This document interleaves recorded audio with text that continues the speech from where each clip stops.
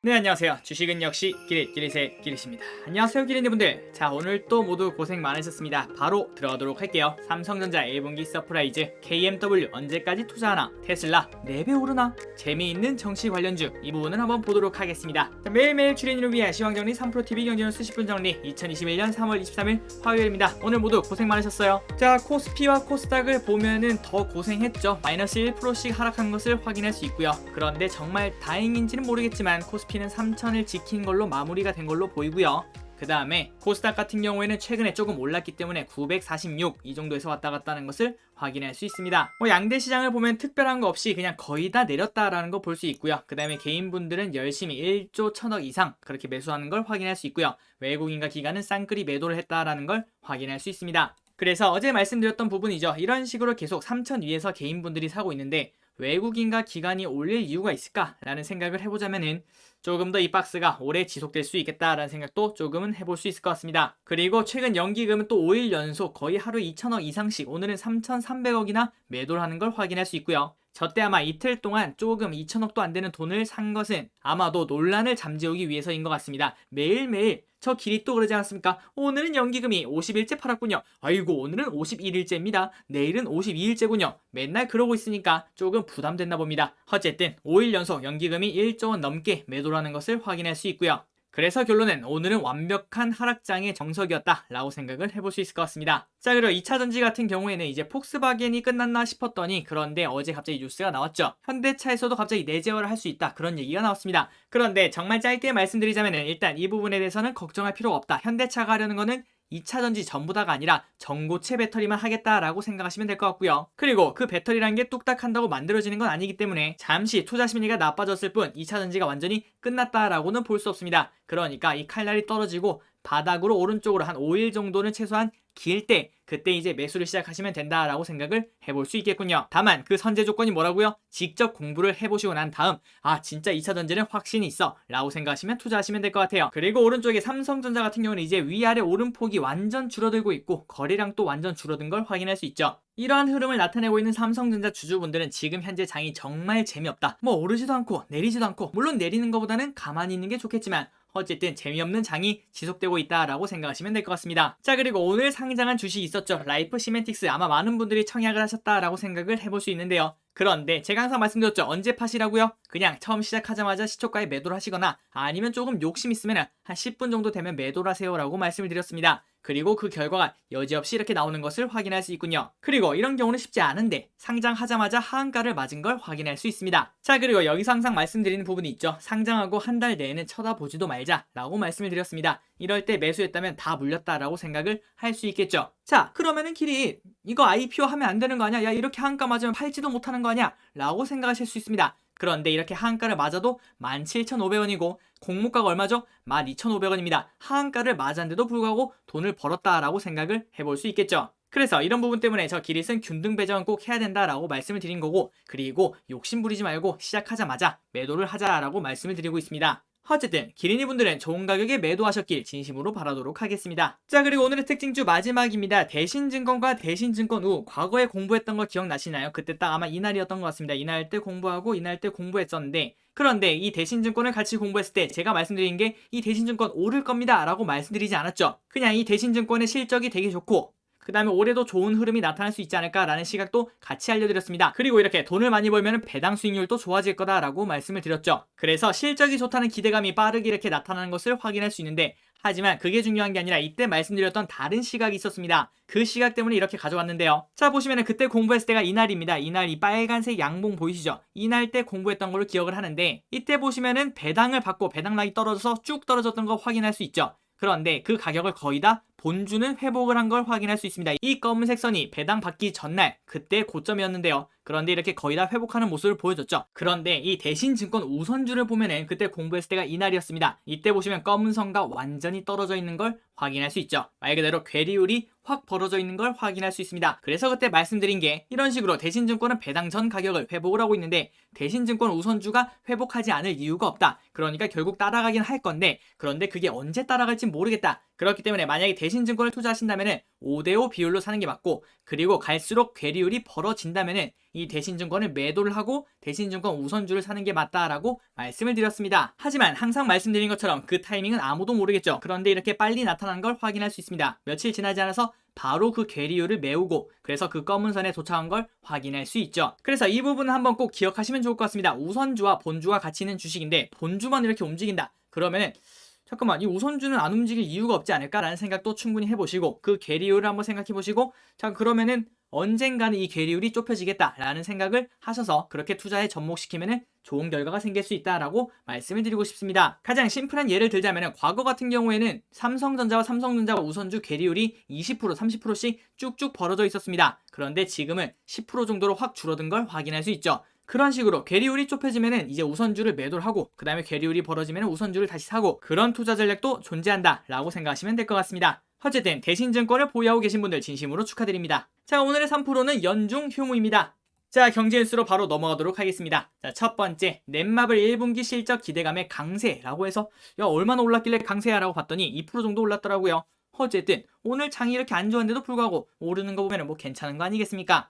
자, 그 이유가 뭐냐? 넷마블은 자체 IP 게임 매출 증가 및 신작 효과로 올해 1분기 실적이 개선될 것이라는 전망이 나온다. 현대차증권은 넷마블은 올해 1분기의 매출이 전년 대비 28%가 오른 6,858억, 영업이익은 329% 급증한 875억으로 예상되며 외형은 세븐나이츠2와 A3 글로벌 론칭과 지난해 12월 신작 마블렐름 오브 챔피언스가 1분기 실적에 반영되며 전년 대비 30%에 육박하는 고성장이 가능하다라고 내다봤다는 소식입니다. 자, 그런데 최근 주가는 좋지 않았죠. 넷마블이 올라갔다가 쭉 떨어지는 것을 확인할 수 있는데요. 자, 이 부분 한번 참고해보시고 여러분들이 한번 공부를 해보시면 좋을 것 같습니다. 자, 다음 뉴스입니다. 3,000슬라 간다. 돈나무 언니 예언의 테슬라 급등이라는 소식입니다. 그래서 이 돈나무 언니, 그러니까 돈나무 누나가 3,000슬라 간다라고 하니까 주가가 한 6% 정도 올랐다라고 하고 있습니다. 지난 19일 아크인베스트는 투자 노트에서 테슬라 주가가 2025년까지 3,000달러에 도달할 것으로 기대한다고 밝혔으며 지금 주가에 비해서는 한 4배 정도 올랐다라고 생각을 해볼 수 있을 것 같습니다. 그래서 테슬라가 완전 자율주행 기술 플랫폼의 자율주행 상용차인 로보택시 서비스를 구축해 출시할 수 있을 거란 설명이며 이 경우 아크인베스트는 테슬라 매출이 최대 3,270억 달러, 그러니까 지난해 매출이 315억 달러라는 걸 감안하면 앞으로 5년 안에 테슬라 전기차 매출이 10배 넘게 늘 수 있다고 본 것이라고 합니다. 그래서 결론은 테슬라가 자율주행을 완벽하게 해낸다면 지금부터 4배 정도가 오를 수 있다. 몇 년 안에요? 5년 안에요. 자, 그리고 야권에서 서울시장 후보 오세훈으로 결정이 되었다라는 소식입니다. 그래서 안랩, 폭락, 정치 테마주 급등락이라는 소식인데요. 자, 그래서 이 내용은 정말 심플하죠. 오른쪽에 있는 안철수가 지고 그 다음에 왼쪽에 있는 오세훈이 이겼다라고 생각하시면 될 것 같습니다. 그러면은 이 정치 테마주라는 게 있다고 했죠. 이 안철수, 여기에 관련된 주식은 어떻게 됐을까요? 폭락을 하게 됩니다. 이렇게 보시면 안랩, 이거 완전 비트코인 아니겠습니까? 밑으로 쭉 떨어졌다가 쭉 올라갔다가 쭉 떨어졌다가 올라갔다가 그 다음에 마이너스 한 20% 정도 됐나요? 이 정도 쭉 떨어지고 종가는 한 마이너스 15% 정도에서 끝나는 것을 확인할 수 있는데요. 자, 이게 투자라고 볼 수 있을까요? 말 그대로 도박이다라고 볼 수 있겠죠. 자, 그리고 반대로 이 오세훈 후보에 관련된 주식은 이렇게 쭉쭉 올라가는 것을 확인할 수 있습니다. 진양산업을 보시면은 이렇게 쭉 올라가는 걸 확인할 수 있죠. 그런데 이걸 보면 뭔가 느낌이 나오지 않습니까? 맞습니다. 주가는 이미 오세훈 후보가 될 거를 알고 있었죠. 그래서 이런 거 보면은 진짜 개인분들은 투자하기 너무 어렵다라는 생각을 해볼 수 있을 것 같습니다. 왜냐고요? 이미 정답은 나와 있었거든요. 그런데 우리는 그 정답이 뭔지 모르지 않겠습니까? 그러다가 근데 안철수가 이기지 않을까라는 생각에 자칫 잘못했으면 오늘 하루아침에 마이너스 15% 이렇게 맞았다라고 생각을 해볼 수 있을 것 같습니다. 어쨌든 정치 관련주는 하지 말자. 우리가 감당할 수 없는 변동폭이다. 그리고 플러스 우리가 모르는 정보가 분명히 존재하고 있다. 마지막 가설이 맞다라고 생각한다면 여기에 투자할 이유가 전혀 없겠죠. 어제도 말씀드렸습니다. 투자는 어떻게 한다고요? 싸워서 이기는 게 아니라 이길 때 싸우는 겁니다. 그런데 내가 정보가 없으면 나는 질 확률이 그만큼 높아지지 않겠습니까? 그런데 굳이 싸울 이유는 없겠죠. 자, 그리고 방금 전에 말씀드린 그 내용과 그대로군요. 단타 놀이다, 골로 간다, 선거철의 정치 테마주 투자주의보. 4.7 재보궐 선거를 앞두고 정치 테마주가 들썩이고 있다. 단타를 노려서 고수익을 얻으려는 움직임이다. 하지만 실적과 무관한 주가 급등은 급락 가능성이 높은 만큼 투자자들의 주의가 요구된다 라고 하고 있습니다. 위에 아까 보셨죠? 안랩이 어떻게 떨어지는지 여러분들이 확인하셨습니다. 자, 다음 뉴스입니다. 삼성전자 1분기 깜짝 실적 전망, 불확실성 곧 완화. KB에서 나온 리포트인데요. 자, 목표가는 10만 5천 원을 유지한다라고 하고 있고 그 다음에 1분기는 스마트폰이랑 가전이 꽤나 괜찮아서 영업이익 증가로 호실적을 예상한다라고 하고 있습니다. 그러니까 서프라이즈다라고 볼 수 있겠죠. 그런데 지금 현재 삼성전자 상태가 조금 안 좋았습니다. 그 이유가 오스틴 라인 중단 사태 때문에 공장이 제대로 가동이 되고 있지 않기 때문인데요. 그런데 이 부분은 2분기부터 해소가 될 전망이다 라고 하고 있습니다. 그리고 이 부분은 항상 말씀드렸다시피 선반영이기 때문에 이미 다 주가에 반영이 되었다 라고 볼 수 있겠죠. 자, KB증권은 삼성전자에 대해 미국 오스틴 공장의 가동 중단 악재 등에 불구하고 1분기부터 시장 컨센서스를 상회하는 실적을 올릴 것으로 전망했다. 또 오스틴 가동 중단 불확실성도 2분기부터 해소될 것으로 예상했으며 투자 의견 매수와 목표가 10만 5천 원 또 유지했다라고 하고 있습니다. 자, 롯데케미칼 플라스틱 재활용 선두 주자 목표가 상승이라는 소식인데요. 자, 밑에 그림을 보시면 롯데케미칼 2030년 재활용 플라스틱 생산 목표라고 하고 있습니다. 이런 식으로 엄청나게 성장하는 것을 확인할 수 있죠. 자, 그런데 여기서 보니까 뭔가 단어가 이상한 게 있습니다. 잠깐만, 재활용 플라스틱? 우리가 알고 있는 거와 조금 다르죠? 우리가 지금 생각했을 때 플라스틱을 사용하면 안 된다라는 생각을 조금씩 하고 있습니다. 그 이유는 환경 때문이죠. 그래서 지금 우리가 많이 연구하는 게 바이오 플라스틱인데요. 그러나 이 바이오 플라스틱이 뚝딱 한다고 나올 거면은 진작에 만들었을 겁니다. 그런데 그게 쉽지 않겠죠. 그래서 동사는 2030년 탄소 중립 성장을 목표로 다양한 전략을 준비하고 실행 중이며 그중 하나가 바이오 플라스틱이 아니라 플라스틱 재활용에 보다 적극적이다라는 소식을 전해드리도록 하겠습니다. 그래서 롯데케미칼은 최근 재활용 PP, 폴리프로필렌에 대한 화장품 및 식품용기 등의 사용을 위한 FDA, 미국 식품의약국이죠. 이 인증을 국내 최초로 획득했다라고 하고 있습니다. 그러니까 재활용 PP도 충분히 사용이 가능하다라고 볼 수 있겠죠. 그리고 글로벌 화장품 업계가 2025년까지 화장품 포장재 생산에 있어 재생 원료 비중을 15%에서 100%까지 늘린다는 계획이 존재하는 것을 감안하면 해당 제품은 늘어날 수요에 대응이 가능하다는 판단이다 라고 하고 있습니다. 자, 그런데 이거를 일단 참고하시면 좋을 것 같습니다. 화학 관련주는 이런 말이 있습니다. 대표적인 시크리컬 사업, 그러니까 사이클이 도는 사업이고요. 그 다음 플러스 가장 중요한 게 이 퍼 있죠. 그거에서 고퍼에 사서 저퍼에 팔아라 라는 말이 가장 대표적으로 들어맞는 종목이다 라고 볼 수 있을 것 같습니다. 자, 그런데 지금 생각했을 때 여러분, 고퍼가 좋은 건가요? 저퍼가 좋은 건가요? 같은 종목이면요, 당연히 저퍼가 좋을 겁니다. 그만큼 주가가 싸다는 소리니까요. 그러면은 우리는 저퍼에 사야 될까요? 고퍼에 사야 될까요? 저퍼에 사야죠. 그게 가치주라고 불릴 수 있으니까요. 그런데 화학산업은 그 반대라고 합니다. 고퍼에 사서 저퍼에 팔으라 라는 말이 있는데요. 그 이유가 뭐냐? 아까 말씀드렸던 대로 대표적인 사이클 때문에 그렇습니다. 그러니까 이 회사가 지속적으로 성장하는 게 아니라 갑자기 확 좋아졌다가 떨어졌다가 갑자기 확 좋아졌다가 떨어졌다가 이런 식으로 사이클을 돌기 때문에 그거를 이 퍼에다 비교하면은 고퍼 때 매수를 해서 여기 보시면 퍼가 56인 걸 확인할 수 있습니다. 그리고 올해가 되면은 9.4로 갑자기 확 줄어드는 걸 확인할 수 있죠. 그래서 이걸 보고 잠깐만, 야, 퍼가 9.4면 너무 싼 거 아니야? 라는 생각을 할 수 있는데, 하지만 퍼가 이렇게 낮아진다는 거는 결국 사이클의 고점이 가까워지고 있다라는 말과 동의어다라고 생각을 해볼 수 있겠죠. 자, 그래서 가장 고퍼가 언제였죠? 2020년이었죠. 그때 차트를 보시면 2020년 이때입니다. 이때 매수를 해서 그 다음에 이제 저퍼가 되고 있죠. 언제가 될지 모르겠지만 사이클 윗부분, 그러니까 저퍼의 극대화가 될 때 그때 매도를 해야 된다라는 걸 알고 계시면 좋을 것 같습니다. 그렇다고 지금 당장 매도를 해라 그런 말은 아닙니다. 그냥 여러분들이 투자에 참고를 하시고 나중에 잠깐만, 화학 관련주인데 지금 너무 저퍼야, 돈 이렇게 잘 버는데 왜 이래? 라고 생각하고 무턱대고 매수를 하면은 이런 고퍼에 사서 저퍼에 팔아라 이런 말을 몸소 느낄 수도 있겠죠. 그렇기 때문에 이런 시크릿컬 사업을 투자를 할 때 이 부분을 꼭 생각해 보시면 좋을 것 같습니다. 뭐라고요? 고퍼에 사서 저퍼에 팔아라. 자, 다음 뉴스입니다. 정말 재밌는 뉴스였는데요. 요즘 아파트에 무인 아이스크림 가게가 생겨나고 있다는 소식입니다. 지난달까지 야채 가게가 있던 자리에 무인 아이스크림 할인점이 들어섰다. 가게 간판은 아이스크림 가게였지만 매대에는 아이스크림 외에도 과자, 라면, 음료 등 다양한 식료품들이 진열이 되어 있고 직원이 계산대를 시키는 대신 고객이 직접 키오스크에서 바코드를 찍고 결제하는 방식으로 운영되고 있다라는 걸 볼 수 있습니다. 그러니까 아래 사진을 보면 뭐야, 그냥 가게 아닌가? 라는 생각을 했는데 여기에 점원이 없는 거죠. 무인으로 운영이 된다라고 볼 수 있을 것 같습니다. 자, 이 무인 아이스크림 할인점이 급격하게 확산되는 이유가 크게 4가지가 있다고 하는데요. 정말 흥미로운 내용이었습니다. 일단 첫 번째, 상간의 동종업종 금지, 규약을 피해갈 수 있다는 점이 있다고 하는데요. 대부분의 상가에 이미 입점해 있는 편의점이나 슈퍼마켓 등은 매장을 인수하는 방식이 아니면 신규 출점하기가 어렵다라고 하고 있습니다. 그러나 아이스크림 할인점은 업종이 겹치지 않는다고 인정되는 경우가 많아서 출점이 쉽다라는 장점이 있고요. 두 번째는 도난 사고로 인한 기회비용이 인건비보다 훨씬 저렴하다는 것입니다. 자, 이 부분은 좀 이해가 안 갈 수 있는데요. 무인 사업장의 가장 큰 단점이 뭐죠? 맞습니다. 분실이죠, 분실.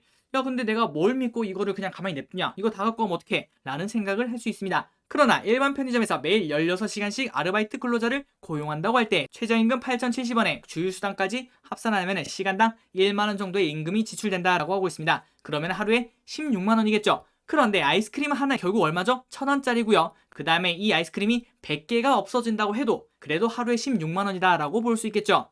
그렇게 따지면 인건비랑 비교했을 때 세 발의 피다라고 생각을 해볼 수 있을 것 같습니다. 저는 이거 보고 되게 놀랐습니다. 진짜 그렇네. 자, 그리고 이렇게 무인 아이스크림 할인점이 계속 생겨나는 이유는 우리나라 풍토상 도난사고가 많지 않다는 점도 무인화를 부추기는 요인이고, 맞습니다. 우리나라 뭐 잘 안 훔쳐가죠. 카페에 뭐 이렇게 비싼 걸 놔둬도 아무도 안 건듭니다. 몇 시간 동안. 그런데 우리나라에서 딱 하나 없어지는 게 뭐죠? 자전거죠, 자전거. 자전거는 왜 그렇게 없어진지 모르겠습니다. 안장도 없어지고 타이어도 없어지고. 어쨌든 특히 아이스크림은 보존기간이 길어 무인 매장에 적합한 상품이라고 하고 있습니다. KMW 상반기 부진 주가에 충분히 반영되었다. 하반기는 개선이 될 거다. 하나금융투자는 KMW에 대해서 상반기 실적 부진 가능성에 대해서 주가 반영이 충분히 이루어졌고, 북미와 일본, 인도, 국내 시장 중심의 5G 발주가 이어져 올해 하반기부터 의미 있는 실적 개선세가 나타날 것으로 전망했다라고 하고 있습니다. 그래서 목표가는 12만원. 자, 김홍식 연구원님은 보통 홍식이 형이라고 불립니다. 홍식이 형이 이렇게 말했다고 하는데요. 목표가는 12만원이고 더불어 다산네트워크스, 이노와이어와 함께 네트워크 장비 업종 내 토픽 의견을 유지한다며 상반기 실적 부진 가능성, 주가 반영은 충분히 이뤄졌고, 북미 등 시장을 중심으로 5G 발주가 이어질 전망이라고 내다봤으며, 악재가 대부분 노출된 가운데 이제 호재에 대한 주가 반영이 이루어질 것으로 보여 장기 적극 매수도 추천했다라고 하고 있습니다. 자, 그래서 지난번에 공부했을 때보다 주가가 많이 올랐습니다. 그런데 지금 조금 쉬어가고 있죠. 그래서 이제 많은 분들이 고민을 하실 것 같아요.